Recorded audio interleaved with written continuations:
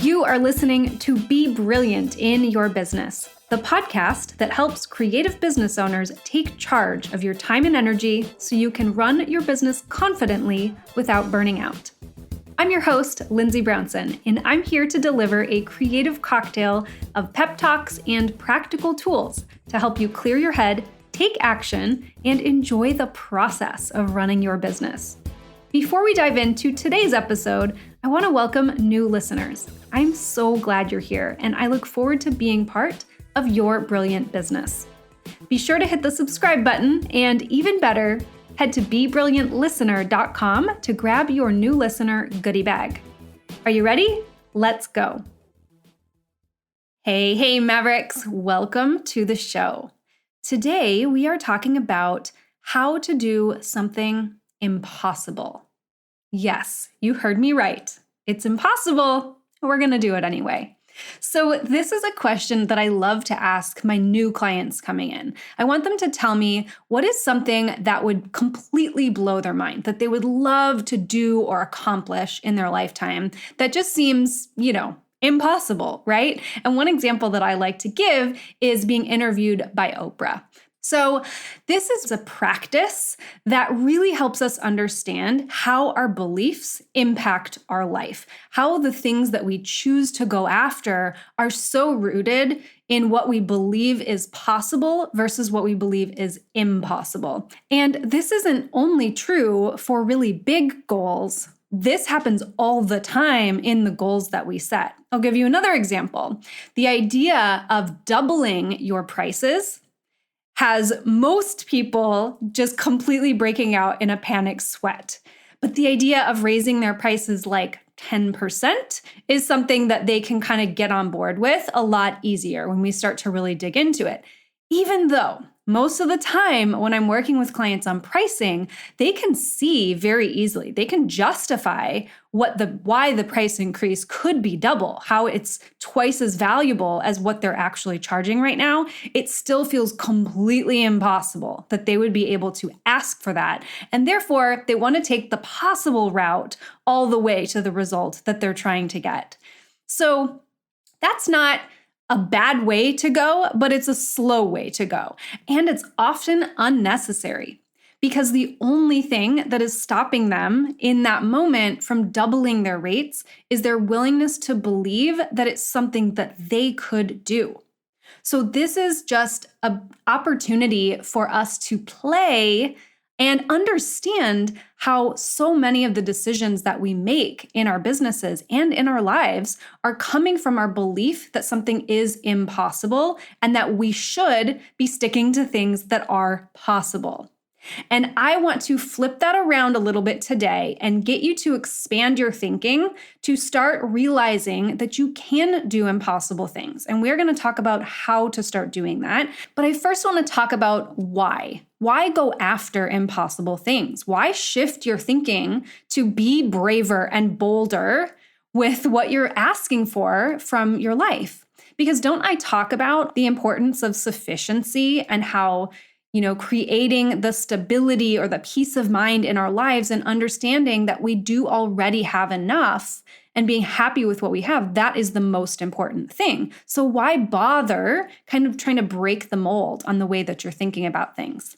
This is a great question, and I am going to dig into this in just a second. Before I do, I want to give a very quick last call shout out to any of you who want to do the game plan, the one-on-one deep dive session with me.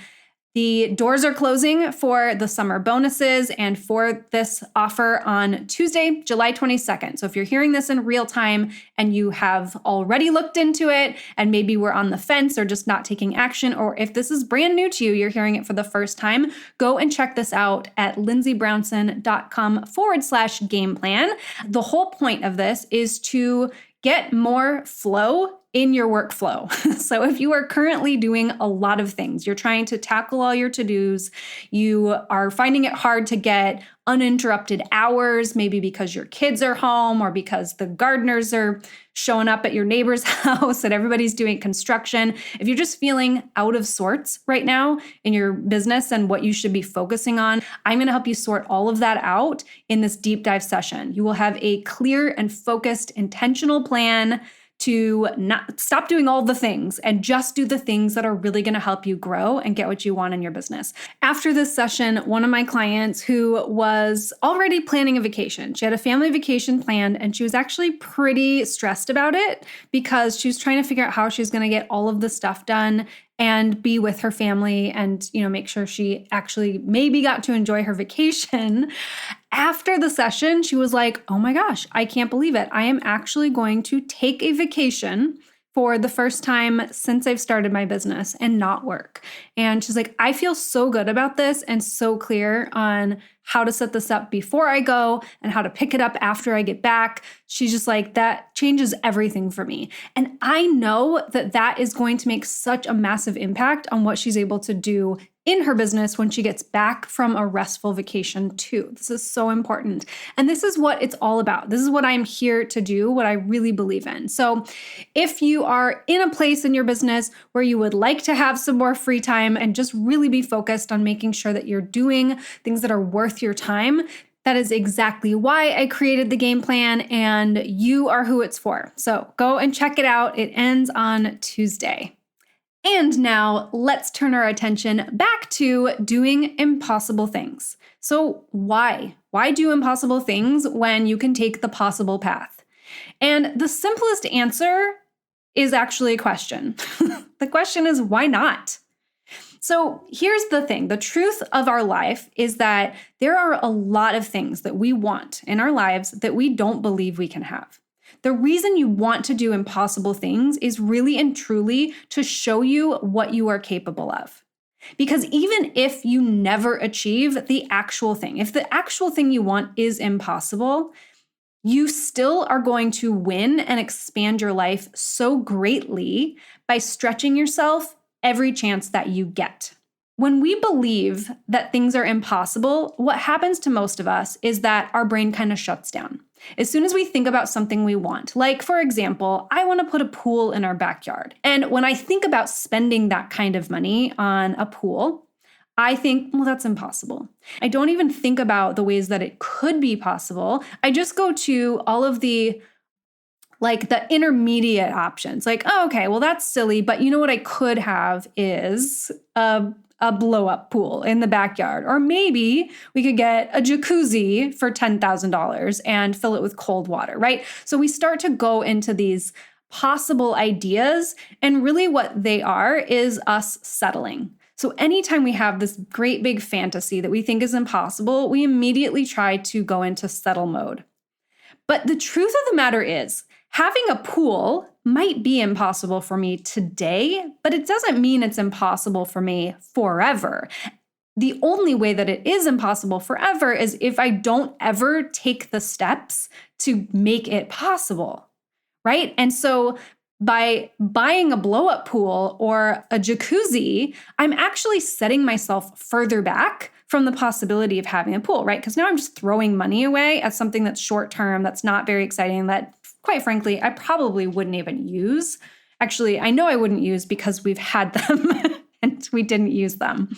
So I'm pushing the impossible thing even farther away. I'm making it more impossible by focusing on what I think is possible right now instead of actually taking the steps to achieve it. I'm going to let you in on a little secret right now. The steps to achieve an impossible goal are the exact same steps to achieve a possible goal.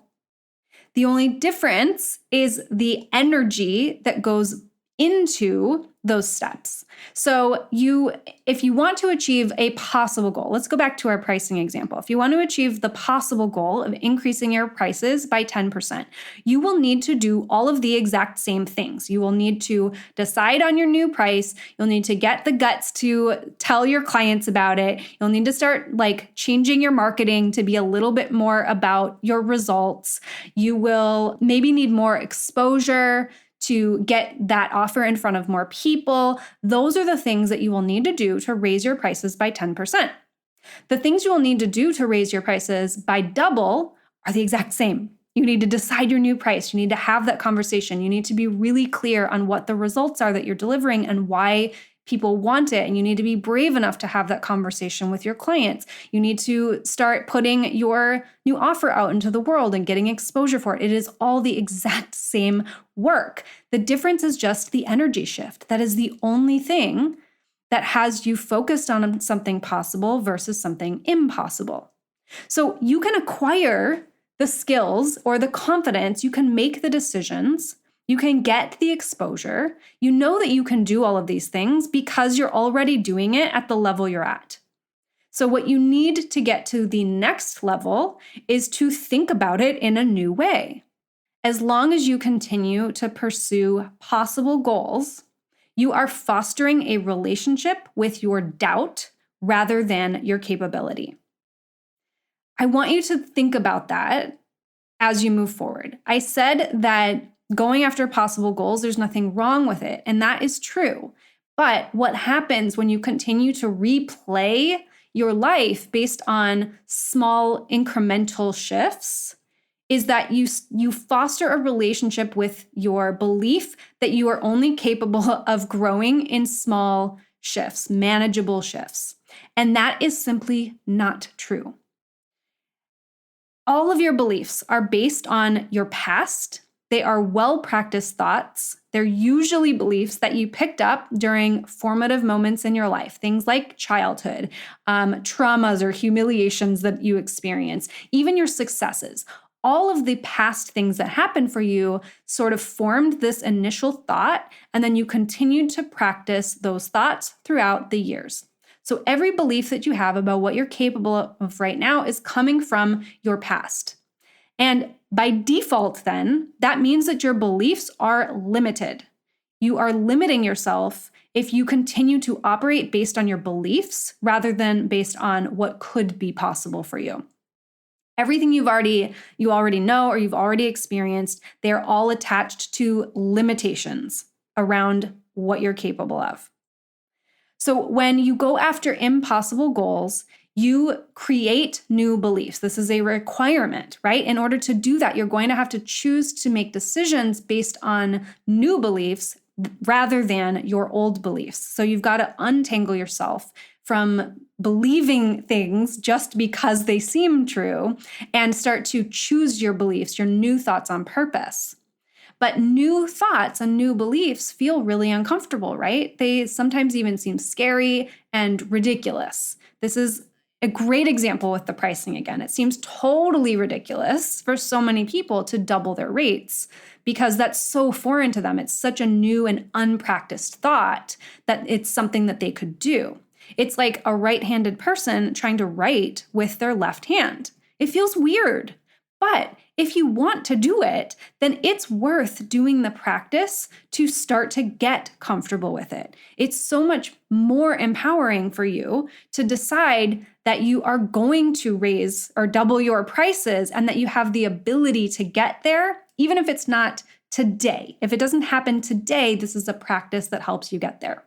So that brings me to the how. So how do we go after impossible things? If you are on board, you want to stretch yourself and you want to be in a place where you're making decisions because you just want to see if you can do it. You want to see what you're capable of doing. Then you really need to start by practicing new thoughts. And these new thoughts that you want to start with are the ones that remind you of your personal power. They remind you that you have the ability to figure things out whenever you want to. You have the ability to acquire new skills. You have the ability to find the money or make the money or borrow the money if you need to.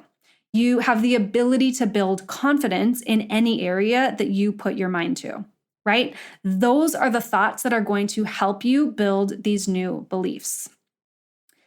And practicing these thoughts are going to encourage you then to continue taking action. So every moment that you would by default relapse into an old belief.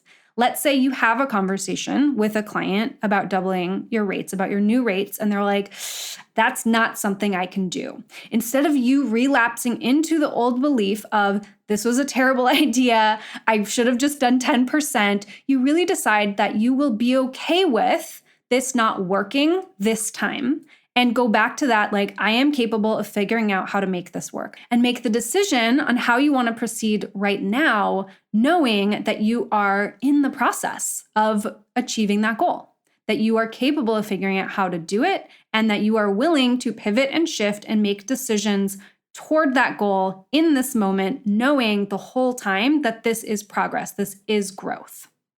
And that is different from deciding to raise your prices 10% because that seems like the logical next step. And the best way to recognize this difference is to check in with your body when you're considering both of those options. So one of them will feel expansive and one of them feels contracted. Doing what's logical but not in line with what you want is going to feel contracted, versus doing something that's scary that you want and not having it work out exactly as planned and deciding that you have the ability to make a new decision to move toward that, that will feel expansive. So use that as your compass to help you really understand where your energy lies, if you are in line, if you are on track with that, and use these bridge thoughts to help you get into that place of, I am capable of figuring this out. I can get the skills that I need. I will continue working on this and moving toward this until I get there. So I hope that this has been helpful. I hope this was inspiring and encouraging you to start looking at where you're making decisions based on what you do believe is possible, based on your past, versus recognizing that the impossible things you want are actually possible, and looking at the ways that you can start to shift your thinking to move toward them. And one last thing, I just want to give you a little bit of fair warning here.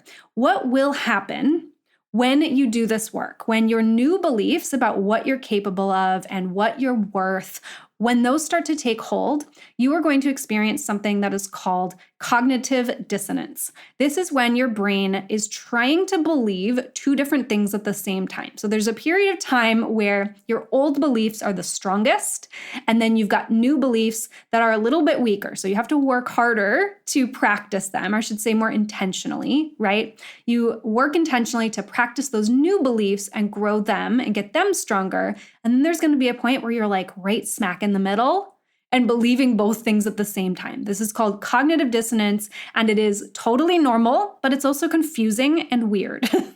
And this is exactly the moment where you want to double down on your new belief. So the intentional thoughts that you're creating, that is when your thought work is going to be the most important in your lifetime, is to get you over that hump. So if you want to know more about this, about cognitive dissonance, go and listen to episode 59. It's called Belief Dissonance. That is going to help you understand cognitive dissonance and walk you through to help you navigate that awkward transition period. So episode 59, it's called Belief Dissonance. All right, you guys, have a fabulous week. Do you love these doses of insight and inspiration for your business? Then you're going to want to join me inside the Maverick HQ, our listener library with helpful tools to create clarity, spark creativity, and manage your time like a boss. It's all inside the Maverick HQ, and it's totally free for you. Head to BeBrilliantPodcast.com to join right now.